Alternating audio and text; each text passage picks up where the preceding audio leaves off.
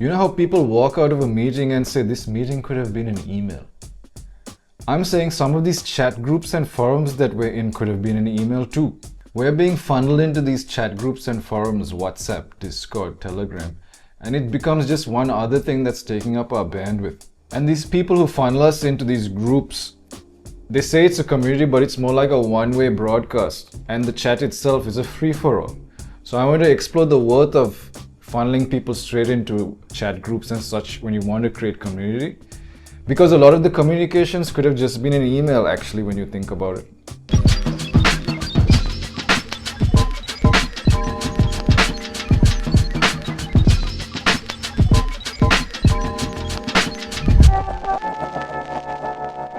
We are Dropkick Copy Olympic level direct response marketers World Federation champions.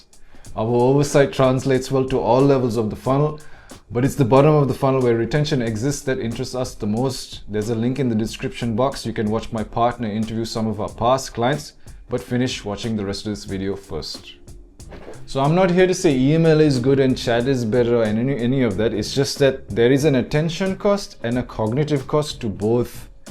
Using chat when email is better and vice versa is going to feel off to the community members. It's going to feel like friction. Think about it. We mute chat channels. We don't mute emails. We mute channels because it's disruptive. The notifications are push notifications. It forces our attention. And then when we go into the chat, it's disruptive. We have to catch up. We have to orient ourselves about what's going on. The chat's scrolled up. We've missed the main thread of the conversation. There's multiple threads of conversation going on. There's a lot of context switching. So there is a load and it eats up our bandwidth. Email doesn't do that. Email is its own. Every single email is like its own cognitive task. And it's asynchronous. It doesn't eat up your bandwidth. It just sits there. It'll only eat up any type of bandwidth if you open it. And when you see the subject line, you'll know if it's worth opening. You can just ignore it and forget about it or deal with it when you want to. You know, like the chat, if you could just get that log emailed to you every week at the end of every week, you can keep the chat mute and just wait for the email. Every day even. Do you see what I mean? Isn't that what you would do? It'll save you a lot of time. It'll disrupt you less. There's another video you should watch as well. I'm going to put it at the end cards, where I talk about good friction versus bad friction. It all ties together. This is one of those cases where we need to think about chat versus email as good friction versus bad friction. What is the good friction and what is the bad?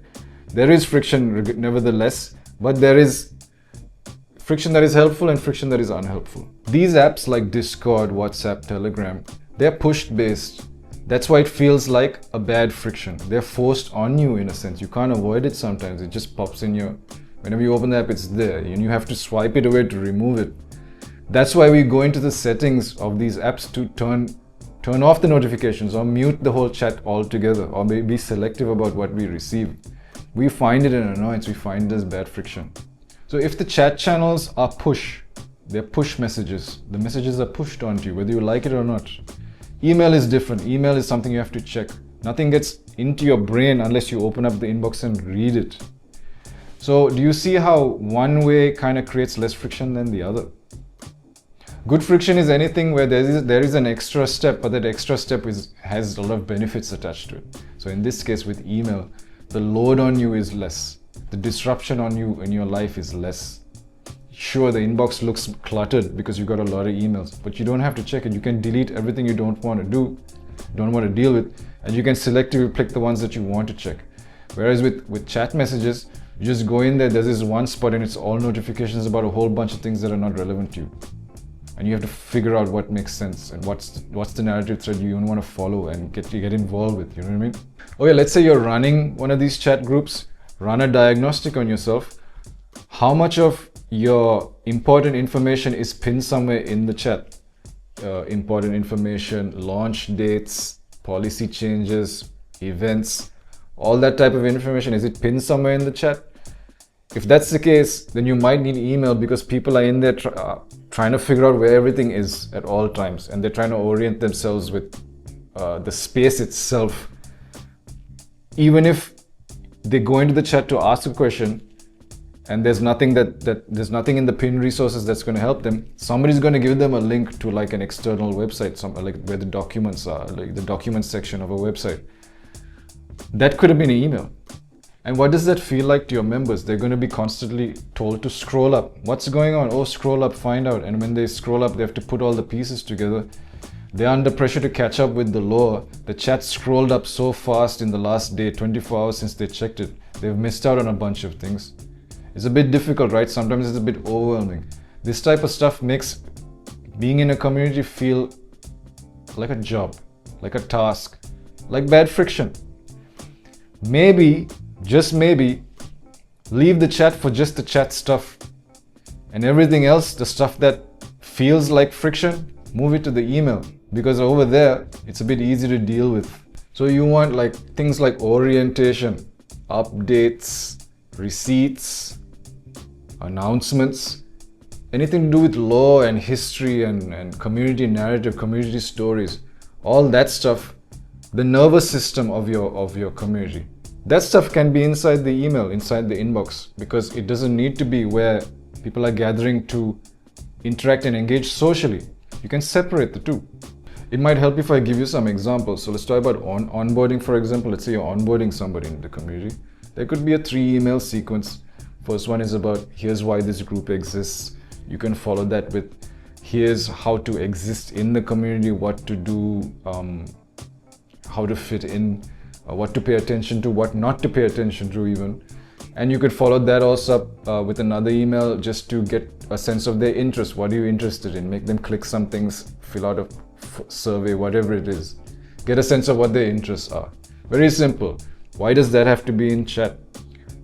Most of the time when you enter these Discord groups, no, there's none of that going on. You're never onboarded to these things.